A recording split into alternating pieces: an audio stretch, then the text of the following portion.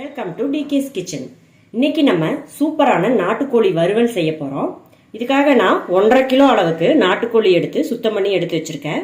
பாருங்க, இது நல்ல வெடக்கோழி முட்டையோட கிடைச்சிருக்கு. இந்த மாதிரி இருக்கிற நாட்டுக்கோழி எடுத்து சாப்பிடும்போது நம்ம உடம்புக்கு நல்ல சத்து கிடைக்கும்.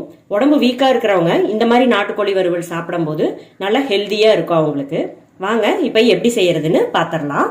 நம்ம நாட்டுக்கோழி வறுவல் செய்யறதுக்காக நல்லெண்ணெய் 5 ஸ்பூன் அளவுக்கு விட்டுக்கலாம். நாட்டுக்கோழிக்கு நல்லெண்ணெய் தான் நல்லா ஃப்ளேவரா இருக்கும். எண்ணெய் இப்ப நல்லா சூடாயிருச்சு. இதுல ஒரு துண்டு அளவுக்கு பட்டை சேர்த்திக்கலாம். 1/2 ஸ்பூன் அளவுக்கு சோம்பு சேர்த்திக்கலாம். சோம்பு நல்லா பொரியட்டும்.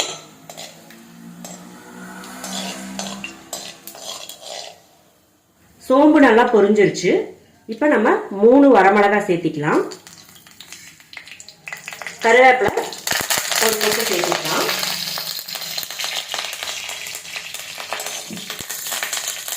கருவேப்பிலை வரமிளகாய் எல்லாமே நல்லா பொரிஞ்சதுக்கு அப்புறமா நான் இன்னைக்கு 200 கிராம் அளவுக்கு சின்ன வெங்காயம் பொடி பொடியா கட் பண்ணி வச்சிருக்கேன். அதை இது கூட சேர்த்திக்கலாம். நாட்டுக்கோழி வறுவலுக்கு சின்ன வெங்காயம் ரொம்ப நல்லா ஃப்ளேவர் கொடுக்கும். டேஸ்டும் ரொம்ப சூப்பரா இருக்கும். இது நம்ம வதக்கிக்கலாம்.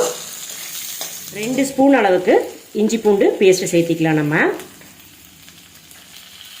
இஞ்சி பூண்டு பச்சை வாசம் போற வரைக்கும் நல்லா நம்ம வதக்கிக்கலாம். இஞ்சி பூண்டு நல்லா வெந்து எண்ணெய் திரிஞ்சு வந்துருச்சு. இந்த டைம்ல நம்ம 3 பழுத்த தக்காளி இந்த சைஸ் இருக்கிற அளவுக்கு எடுத்திருக்கேன். இந்த தக்காளியை பொடி பொடியா நறுக்கி இது கூட ஆட் பண்ணிக்கலாம். நம்ம இன்னைக்கு இதுக்கு ஒரு ஃப்ரெஷ் மசாலா ரெடி பண்ண போறோம். அதனாலதான் நான் இதுல கறி மசாலா தூள் எதுவும் ஆட் பண்ணல. தக்காளி வதங்கறதுக்காக நம்ம உப்பு சேர்த்திக்கலாம். உப்பு இந்த டிஷ்ஷுக்கு தேவையான அளவு நம்ம இப்பவே சேர்த்திக்கலாம்.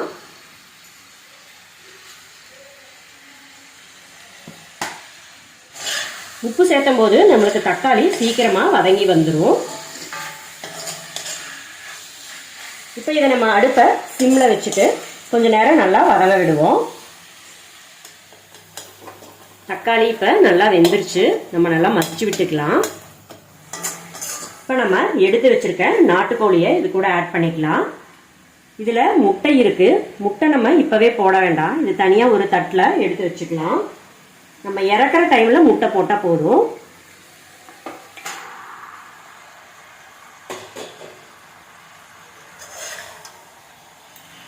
அடுப்பை நல்லா ஹை ஃப்ளேம்ல வச்சு இதை நல்லா வதக்கி விட்டுக்கலாம்.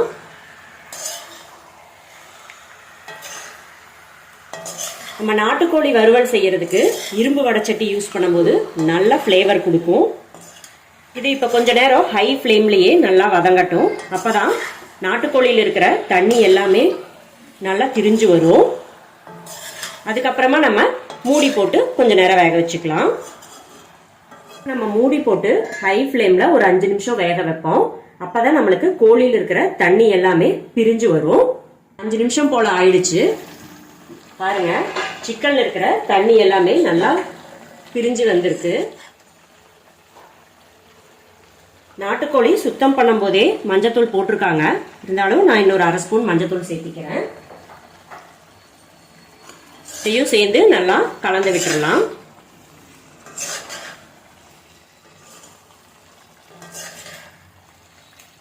இது கூட கறி வேகிற அளவுக்கு நம்ம தண்ணி ஆட் பண்ணிக்கலாம்.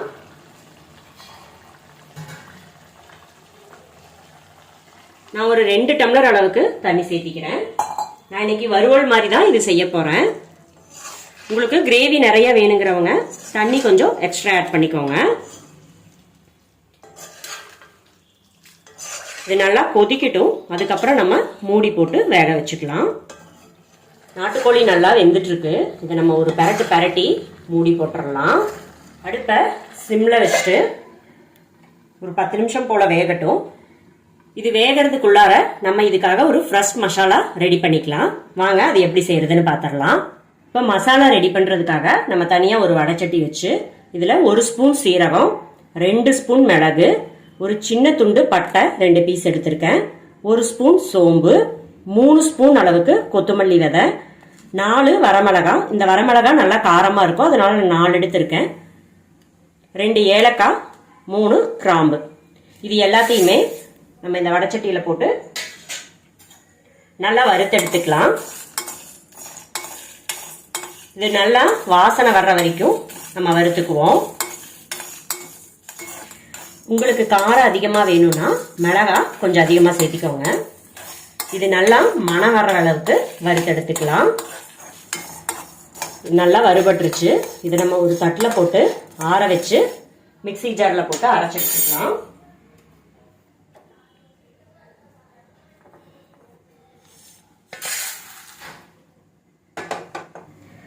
வறுத்து வச்ச மசாலா ஐட்டம்ஸ் எல்லாமே நல்லா ஆறிடுச்சு.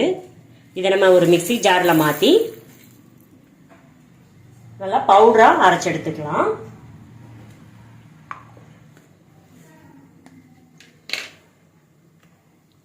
நல்லா பொடியா அரைச்செடுத்துட்டோம். இதை நம்ம இந்த சிக்கன்ல ஆட் பண்ணிக்கலாம். சிக்கன் வெந்துட்டு இருக்கு.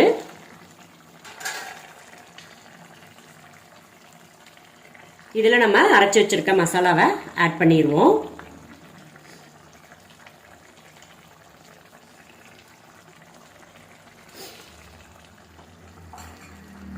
இது நல்லா நம்ம கலந்து விட்டுருவோம்.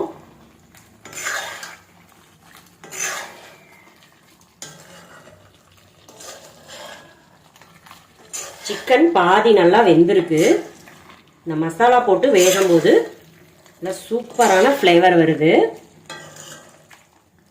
இனி ஒரு 10 நிமிஷம் போல வேகட்டும். நம்ம மூடி போட்டுருவோம். மசாலா போட்டு ஒரு 10 நிமிஷம் போல வெந்திருக்கு. இப்போ நம்ம இந்த முட்டை எடுத்து வச்சிருக்கோம், அதை அப்படியே போட்டுக்கலாம். முட்டை போட்டதுக்கு அப்புறமா லைட்டா பரட்டி விடுங்க, இல்லைன்னா முட்டை உடஞ்சிரும். அப்படியே சூட்ல வச்சிட்டோம்னா வெந்துடும். இதை லைட்டா பரட்டி விட்டு இன்னும் 2 நிமிஷம் போல வேக வச்சுக்கலாம்.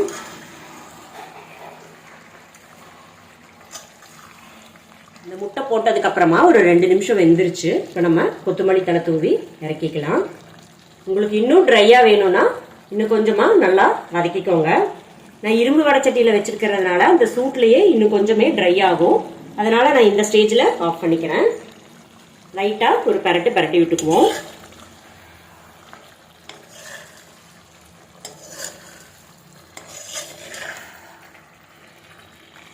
அவ்வளவுதாங்க, சூப்பரான நாட்டுக்கோழி வறுவல் ரெடி ஆயிடுச்சு. நீங்களும் உங்க வீட்டில் ட்ரை பண்ணி பாருங்க. மறக்காம எங்க சேனலை லைக் பண்ணுங்க, ஷேர் பண்ணுங்க, சப்ஸ்கிரைப் பண்ணுங்க.